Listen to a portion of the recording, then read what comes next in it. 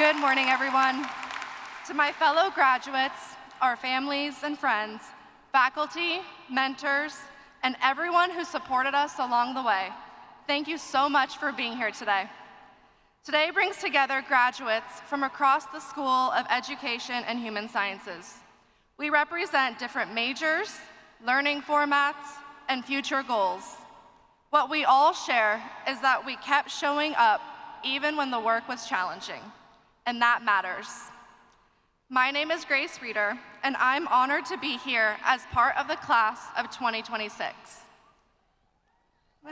I earned my degree in elementary education unified. Along the way, I learned how to plan lessons aligned to standards and IEP goals, support behavior, track and analyze student data, and organize my materials into meticulously color-coded calendars and binders, because that's just part of the job.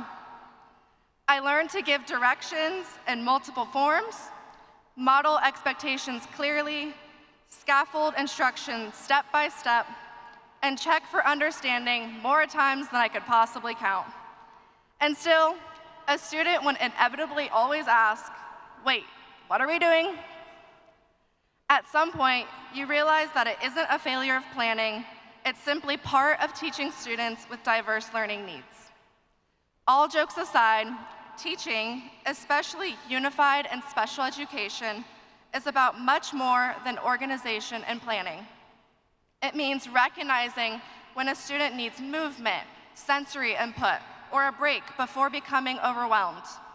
It means adjusting assignments so students can demonstrate understanding in the way that works best for them.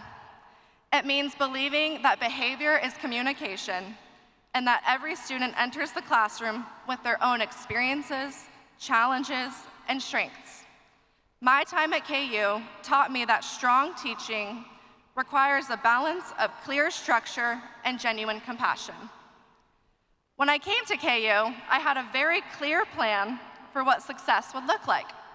I was going to get all A's, participate in undergraduate research, join professional organizations, and make new friendships that would last a lifetime.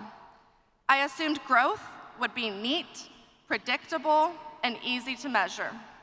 Some parts of that plan worked out exactly as I imagined. Other parts took different forms than I expected. What I learned instead is that growth is often uncomfortable and rarely linear. Sometimes it looks like sitting with uncertainty. Sometimes it means changing your mind. And sometimes it means learning how to advocate for yourself and others, even when you would much rather stay quiet and hope everything works itself out. Across the School of Education and Human Sciences, we are preparing for careers focused on people. Their learning, health, development, movement, and well-being are at the center of our work. Some of us will work in classrooms, others in counseling spaces or clinics, gyms, research settings, or community organizations. No matter where we go, our work will require empathy, flexibility, and a willingness to keep on learning. For me, student teaching made all of this real. Teaching students with disabilities showed me what it truly means to meet learners where they are. It meant collaborating with families, paraeducators, and specialists. It meant writing IEPs, adapting instruction, and celebrating progress that might look small from the outside, but feels enormous to the student experiencing it. I learned that inclusion is not a slogan or something you put on a cute classroom poster. It is a daily practice rooted in patience, dignity, and belief. I was fortunate to learn alongside mentor teachers who modeled care, consistency, and responsibility, and to be supported by mentors who believed in me long before I stepped into my own classroom. Their guidance shaped not only how I teach, but the kind of educator and person I want to be. Throughout this journey, one thing became very clear to me. No one earns a degree alone. I'm standing before you today because of my support system. To my cadre, Abby, Anastasia, Oriah, Megan, Millicent, and Sophia, thank you for thank you for being steady, honest, and supportive through every stage of this program.